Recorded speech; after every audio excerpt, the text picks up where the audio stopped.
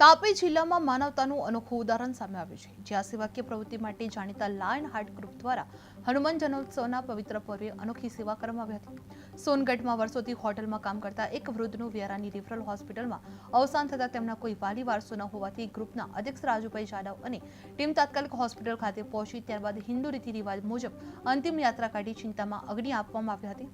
આ માનવતાની મહેક ફેલાવી હતી, જે છેલ્લા 30 વર્ષથી આ ગ્રુપ દ્વારા કરવામાં આવતી આવી સેવાકીય પ્રવૃત્તિઓ શહેરમાં પ્રેરણા સ્ત્રોત બનેલી જોવા મળી રહી હતી। ભાઈ આપનો પરિચય? મારું નામ રાજુભાઈ અમૃતભાઈ જાદવ છે, લાયન હાર્ટ ગ્રુપના અધ્યક્ષ છું। આજરોજ આપણે શું પ્રવૃત્તિ કરી અને આ પ્રેરણા કરવાની તમને ક્યાંથી પ્રેરણા મળી?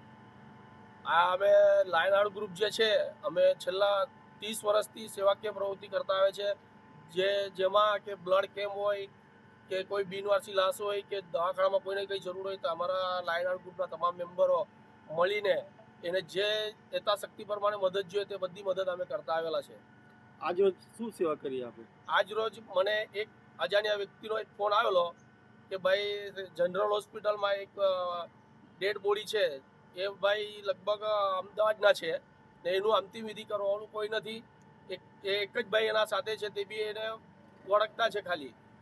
તો અમને જાણ કરી તો અમારા લાયન હાર્ટ ગ્રુપના બધા મેમ્બરો, તેમાં અમારા હિન્દુ મુસ્લિમ બધા એકતાનો, અમારો તો લાયન હાર્ટ ગ્રુપ જ હિન્દુ મુસ્લિમ એકતાનો પરિચય છે જ ને અમે રેફરોલ પર પહોંચ્યા ને જે પૂછવામાં આવ્યું કે ભાઈ કોણ છે, તો હિન્દુ ભાઈ છે, તો અમે બધા મળીને હિન્દુ રીતિ રિવાજ પ્રમાણે એની વિધિ કરીને અંતિમ સંસ્કાર કરેલો છે।